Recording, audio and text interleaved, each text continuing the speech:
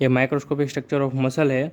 और मसल का स्ट्रक्चर होता है आइडेंटिकल सेल जिसे कहते हैं, वो कवर होता है एक कवरिंग से, उसे हम कहते हैं सार्कोलेमा।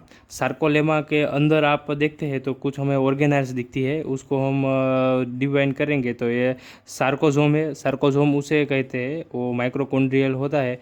और वैसे ही मसल सेल में सार्कोसोम देखने को मिलता है।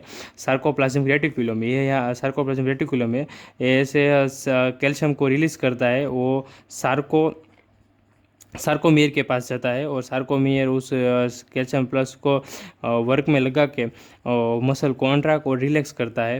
ये सार्कोप्लाज्म है जिसमें जब सब ऑर्गेनाइज लाई करते हैं। मायोग्लोबिन ऐसे वो सार्कोसोम में प्रेजेंट होता है। और ये ड्रिप ग्रू है जिसे हम टी ट्यूब्यूल कहते हैं। ऐसे टी ट्यूब्यूल है वो ऐसे घास जैसे होता है, वहाँ पे यहाँ से एसिटोकोलाइन आता है और सार्कोप्लाज्म रेटिकुलम के पास जाता है और वो कैल्शियम रिलीज करता है।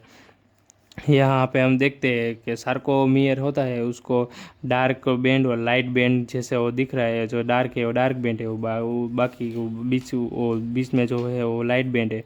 ऐसा ऐसा कुछ आइडेंटिकल स्ट्रक्चर होता है माइक्रोस्कोपिक स्ट्रक्चर ऑफ मसल।